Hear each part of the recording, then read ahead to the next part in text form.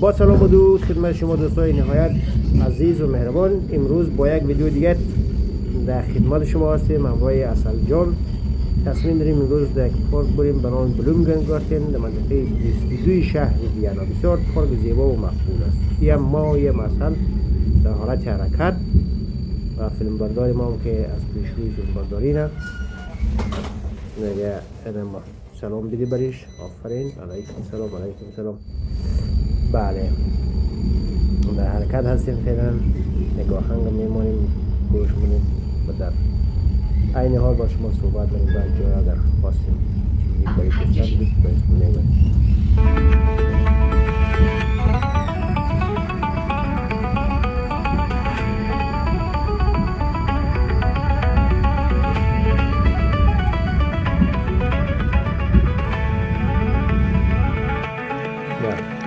از محترم پیاده شدیم، یواش یواش دیگه طرفی پارک ماریم به قدم میدیم. پارک هم که سرسبز شده.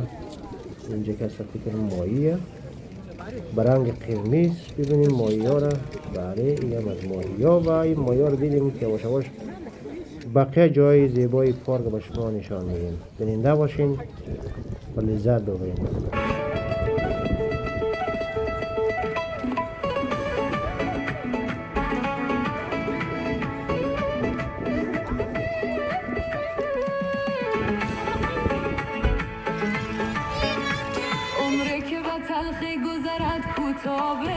اینی بسرمان ارتاق کنی، اینیش بچه کش دست از هوای زیبا لذت بره و باهار هم که واقعا چقدر زیبایه با این گلا. این گلا فصل گلش بسیار زیبا شده. ما مثلا در داخل از گلا قدم میزنیم و شما هم بیننده باشین، از لذت ببرین از این هوای زیبا و از گلای زیبا و از فصل زیبا و از همه چیزایش.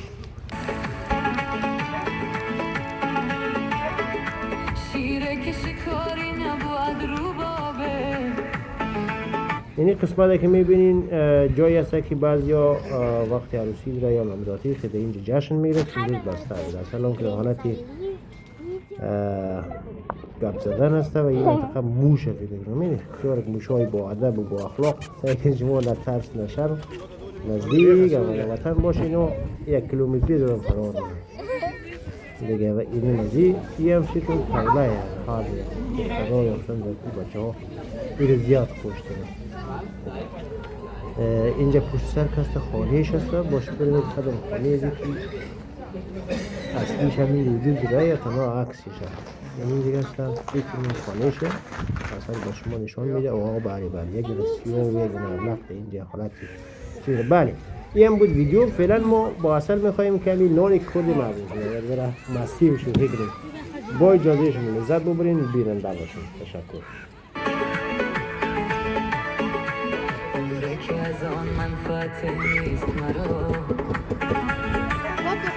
گر یوسف ثانی بود ای خانه خراب بردار نقاب کردی من کباب یک بوس محافظ از بر ثواب از بر ثواب از بر ثواب از بر ثواب از بر ثواب ثواب.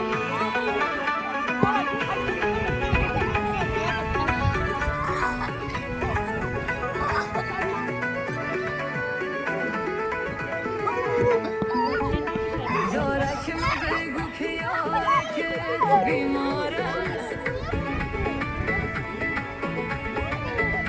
رنگش به مثال کاگل دیوال است گر میتانی خود به زودی برسان جان میکند و منتظر دیدار است ای خانه خراب. یواش یواش دیگه بازی ما تمام شد. ساعتی کردیم یواش یواش طرف خانه بودیم. از وای خنیش دور خودیم منطقه بوز در وطن رامه بود. اینجا کستم دیداری بوز هم مگردم خوش آید دیگه. وقت شما خوش، امیدوارم که لذت ببرید از ویدیو و لایک و سابسکرایب فراموش